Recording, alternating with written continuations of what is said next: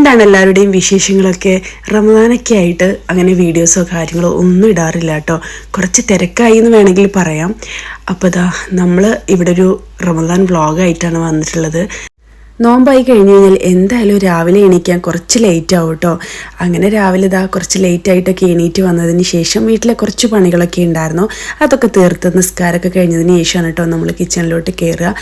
അപ്പോൾ ഉമ്മ ഉണ്ടായിരുന്നു കിച്ചണിൽ. അങ്ങനെ ഉമ്മ തേങ്ങ ചിരകലും അതുപോലെ തന്നെ വറുക്കലും ചിക്കൻ കറി ഉണ്ടാക്കലിൻ്റെയൊക്കെ തിരക്കായിരുന്നു.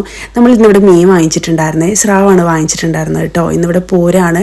ഞങ്ങൾ ഈ ഭാഗത്ത് പൂരം നേർച്ചയൊക്കെ ആയി കഴിഞ്ഞ് കഴിഞ്ഞാൽ മീനൊക്കെ വാങ്ങിക്കാറുണ്ട് എപ്പോഴും. അത് നിർബന്ധമാണെന്ന് വേണമെങ്കിൽ പറയാം. അപ്പോൾ അതൊക്കെ സെറ്റ് ചെയ്ത് ഫ്രിഡ്ജിൽ വെച്ചിട്ടുണ്ട് കേട്ടോ. പിന്നെ കുറച്ച് കുട്ടി പണികളൊക്കെ ഉണ്ടായിരുന്നു. അതിൻ്റെ ഇടയിൽ ഇക്ക വന്നപ്പോൾ നമ്മളൊന്ന് പുറത്തിറങ്ങിയിട്ടുണ്ടായിരുന്നു. പ്രത്യേകിച്ച് എവിടേക്കുമല്ല, തറവാട്ടിലേക്കൊന്ന് പോയതാണേ. അപ്പോൾ തറവാട്ടിൽ പോയി കുറച്ച് നേരം പിന്നെ അവിടെ ഇരുന്ന് കുറച്ച് നേരമൊക്കെ ഇങ്ങനെ സംസാരിച്ചു. അത് കഴിഞ്ഞതിന് ശേഷം നമ്മൾ വീട്ടിലേക്ക് വരുമ്പോൾ പൂരൊക്കെ അല്ലേ, അപ്പോൾ അവിടെ കൊട്ടും കാര്യങ്ങളൊക്കെ ഉണ്ടായിരുന്നു കേട്ടോ. അപ്പോൾ ഫെല്ലൂര് കുറച്ച് നേരം അതൊക്കെ ഒന്ന് കാണിച്ചു കൊടുത്തിട്ട് അങ്ങനെ വീട്ടിലേക്ക് തന്നെ വന്നു.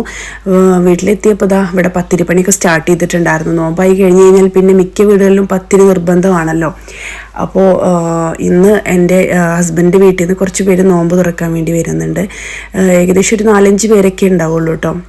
അങ്ങനെ എൻ്റെ വീട്ടിൽ നിന്നും കൂടി ഏകദേശം ഒരു 10 പേരടങ്ങിയ ഒരു കുട്ടി നോമ്പ് തുറയാണേ.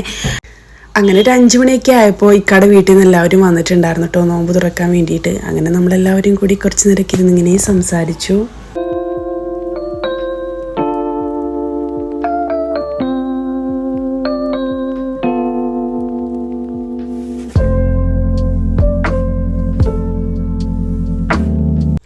അത് കഴിഞ്ഞ് കിച്ചണിലേക്കൊന്ന് എത്തി നോക്കിയതാണ് കേട്ടോ. അവിടെ ഫ്രൂട്ട്സൊക്കെ കട്ട് ചെയ്യുന്നുണ്ടായിരുന്നു.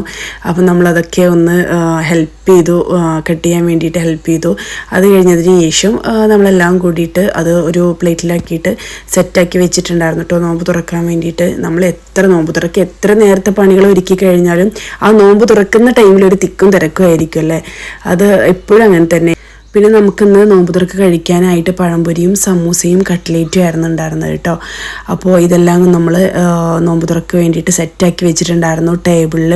കൂടുതൽ ആൾക്കാരൊന്നും ഇല്ലാത്തതുകൊണ്ട് വലിയൊരു തിക്കും തിരക്കും ബഹളമൊന്നുമില്ല. പക്ഷേ എന്നാലും നല്ല രസമായിരുന്നു കേട്ടോ ഈ ഒരു ദിവസം എന്ന് പറയുന്നത്. അപ്പോൾ അതൊക്കെ കഴിഞ്ഞു. ഏകദേശം ഒരു 6:40 നമുക്ക് ബാങ്ക് കൊടുക്കുക. അപ്പോൾ ബാങ്ക് കൊടുത്തതിന് ശേഷം നമ്മളെല്ലാവരും കൂടി ഇരുന്ന് നോമ്പൊക്കെ തുറന്നു കേട്ടോ.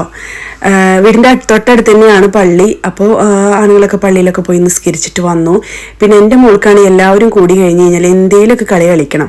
അപ്പോൾ ഇവിടെ ഇരുന്നിട്ട് എന്തോ ഒരു കളി കളിക്കുന്നുണ്ട് കേട്ടോ എല്ലാവരും കൂടിയിട്ട്. അതിനിടയിലാണ് അവൾ എന്നോട് എനിക്കൊരു സർട്ടിഫിക്കറ്റ് കൊടുന്ന് കാണിച്ചു തന്നത്. അവളൊരു മാത്സിൻ്റെ ഒരു കോമ്പറ്റീഷനിൽ പങ്കെടുത്തിട്ടുണ്ടായിരുന്നു. അപ്പോൾ അതിൽ ഗോൾഡ് മെഡലൊക്കെ കിട്ടിയിട്ടുണ്ടായിരുന്നു കേട്ടോ. അപ്പോൾ അതിൻ്റെ ഒരു സർട്ടിഫിക്കറ്റും കൂടി കൊടുന്ന് കാണിച്ചു തന്നിട്ടുണ്ടായിരുന്നു. അതിനുശേഷം നമ്മൾ കുട്ടികൾക്ക് ഫുഡ് കൊടുക്കാൻ വേണ്ടിയിട്ട് ബിരിയാണി, ഇത് നമ്മൾ പുറത്തുനിന്ന് ഓർഡർ ചെയ്തതാണ്. ഇത് നമ്മൾ വേറൊരു വീട്ടിൽ പോയി കഴിച്ചതിന് ശേഷം അവരുടെ അടുത്ത് നമ്പർ വാങ്ങിച്ച് നമ്മൾ ഓർഡർ ചെയ്തതാണ്. കാരണം അത്രയ്ക്കും ടേസ്റ്റാണ് ഈ ഒരു ബിരിയാണിക്ക്. നല്ല അടിപൊളി ടേസ്റ്റ് ആയിരുന്നു കേട്ടോ.